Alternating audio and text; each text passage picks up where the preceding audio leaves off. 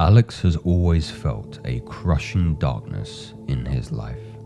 Don't get him wrong, he's had some positive moments.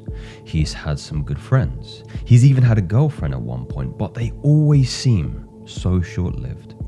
It always feels like something heavy is pressing him back into depression, back into bad habits, something that exists deeper than his eyes can really see. I think for me, the scariest part about what I'm going to share with you today on the whiteboard is that when you understand this, you start to see evidence of its truth in your life from day one.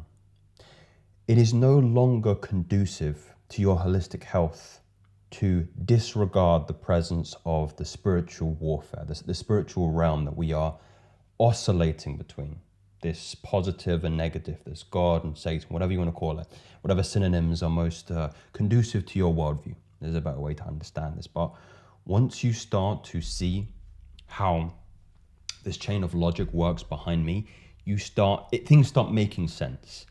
And as much as you can see evidence of the scary stuff, because there is some scary stuff, there's some real sinister stuff when you're in the room by yourself and you feel like nobody's watching you and some things happen that you can't explain.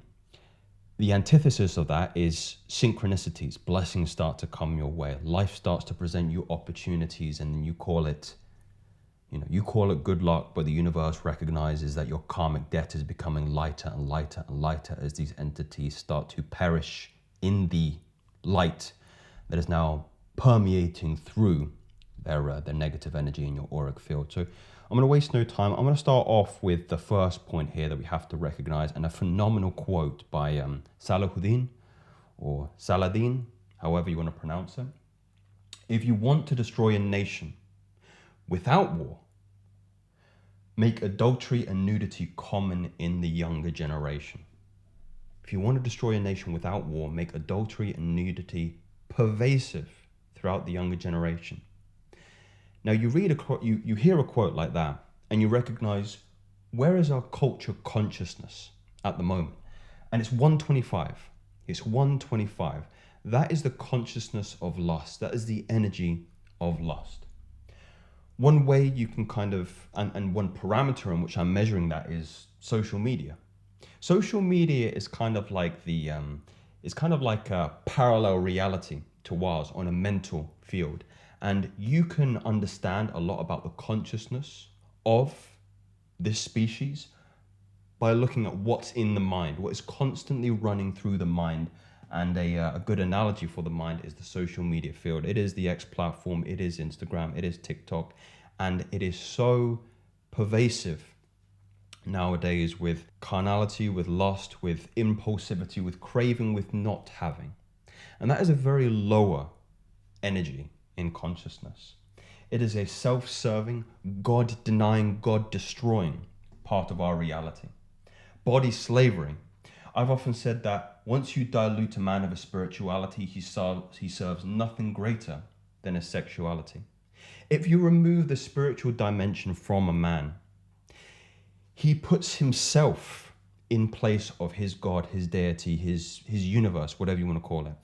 He moves from becoming a selfless being to a fundamentally selfish being. And that selfish being will only serve the function of his carnality, the function of pleasure in his particular body.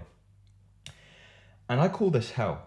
I think this is, a lot of people, a lot of Christians, maybe if you're a Christian watching this, believe that there is a physical hell. I'm not quite convinced of that yet, but I'm ready to be proven wrong. I'm not too ready to be proven wrong with that. I'd hate to see it in a first-hand perspective. But for me, what makes more sense is this mental hell, this apathy, this lethargy, this shame. And this is where the permeation of these lower entities start to latch onto the lack of consciousness, which is the key point I'm trying to explain here, by the way, guys. The key point is a lack of consciousness. And I believe consciousness is analogous to God. You can kind of see here, I've drawn this downward spiral that consciousness is moving. 125 is around here. The higher the consciousness, you can have love, self-actualization, all these other higher positive emotions. But right here, we're south. We're not even at neutrality. if you look at the mental sphere, the mental plane of most human beings right now. And a lot of us are oscillating in this kind of apathy where these lower entities can start to permeate into our consciousness. And I'll go straight into the big idea here, the big theory, as it were, but I don't believe this is theory, I believe this is fact, is that voyeurism, however you want to pronounce it, scatters your consciousness.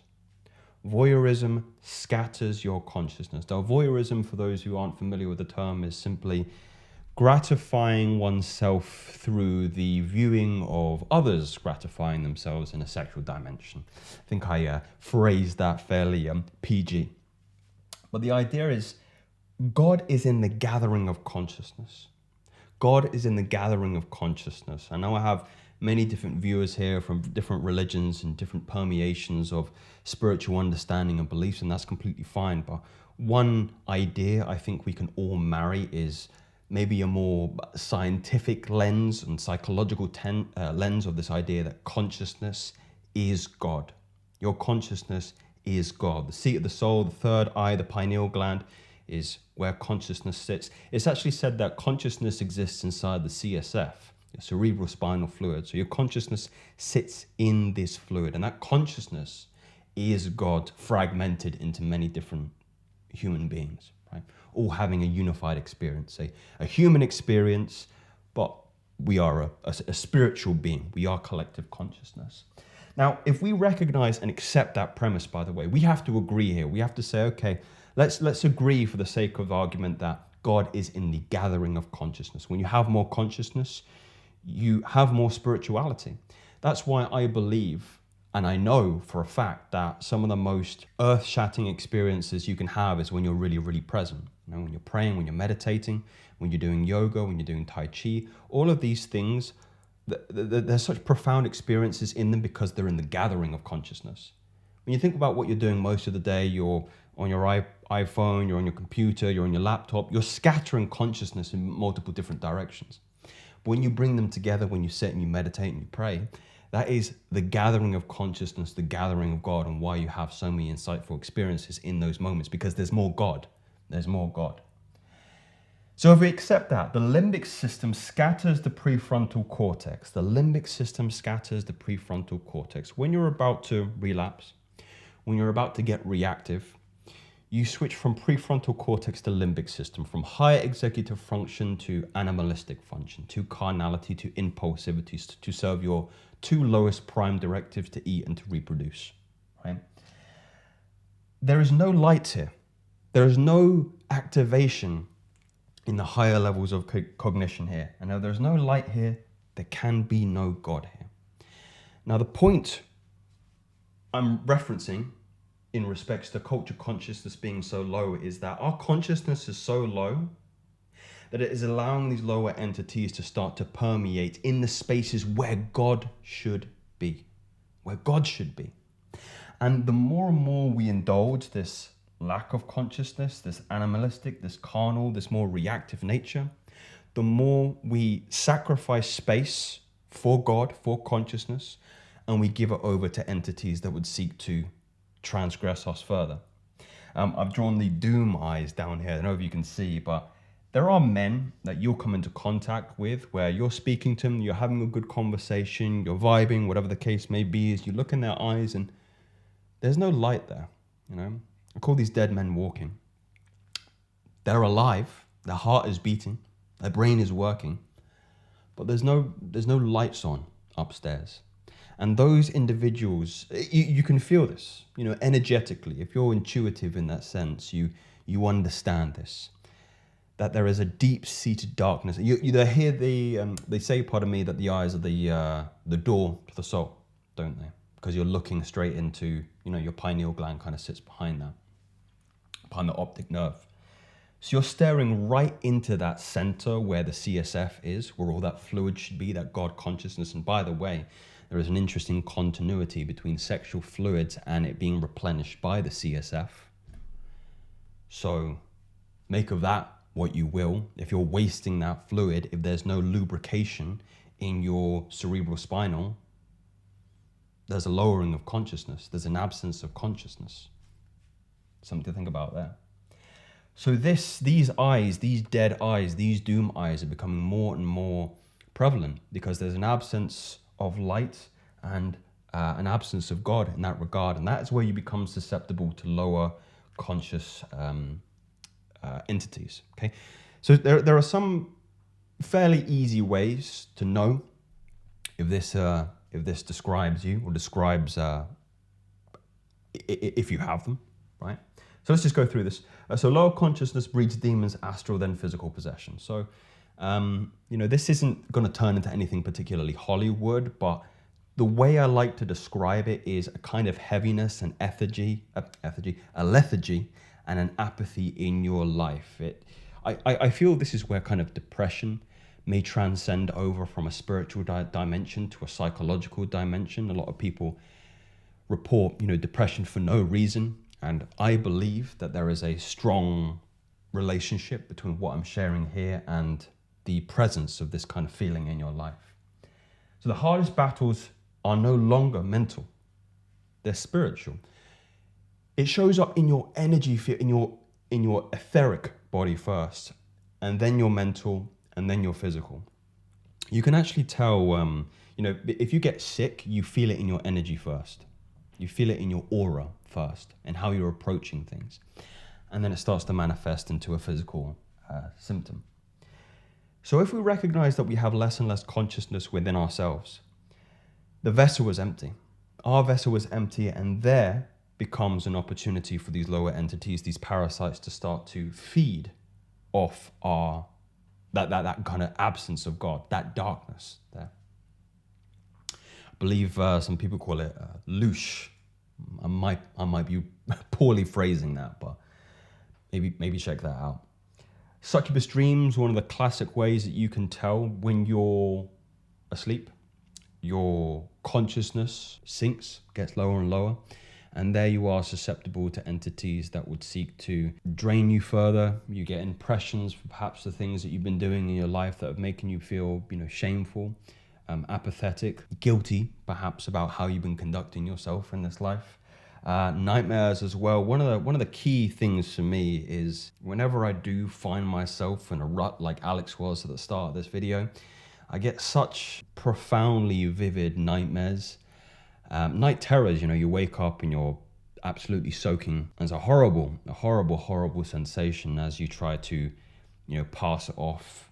Maybe there was no legitimacy to the particular nightmare, but no, these things are messages from the deep. They're messages from the spiritual realm, the astral realm. If anybody has any experience with astral projection here, I'm, have maybe limited, I think is probably a fair way to describe my experience with it, but I've read some books, I've read a lot of people, a lot of entries from people who can do this, and this is what they report. They report a kind of bleeding over from this astral realm into the psychological, into the mental, and you're more susceptible to those kind of messages when you are in deep delta brainwave. And you're starting to pick up these messages in your sleep. You're starting to go through impressions in your mind that bring you shame, that bring you apathy, that bring you a lot of lower, negative, heavy feelings. That's hell. That's hell. And a lot of people stay trapped down there, and these entities bleed over into that kind of dead-eyed look in conversation. Their consciousness is still kind of there, somewhat. The spark has mainly gone. That's why one of the main things that changes when you go on this journey of SR is the light in the eyes becomes brighter and more vibrant, and you can kind of see the consciousness gleaming in the individual's face and in their aura and in their energy. And there's no doubt in your mind that this individual is of a higher energetic field and has more consciousness. The gathering of consciousness that permeates through the darkness and doesn't allow these entities any room for manipulation in that regard.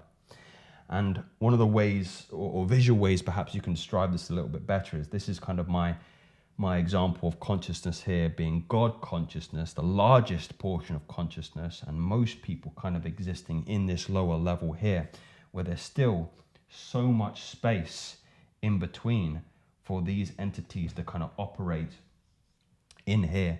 And then your consciousness gets lower and lower and lower, and then you feel like you have no jurisdiction, you have no control, you have no agency, so no self-government in your life. Everything is going against you. Yeah, that's because you've allowed all this space to be taken up, that should be taken up by God consciousness, to these other, negative entities. If you want to get really conspiratorial here, a lot of people say, reptilians, other beings through the higher dimensions, things like that. Maybe, I can't tell. I have no scientific data or journal or objective empirical evidence to show you in that regard. All I can tell you is my anecdotal experience of, when I am trapped in these cycles, I feel like I have less control, that the universe is against me. But when I'm in the former, in higher God consciousness, it feels like things are just given to me serendipitously. I'm interested to get your thoughts on this. If you have experienced messages from the deep that perhaps you are drifting, as Napoleon Hill would say. But these aren't theories, these are facts. Speak soon.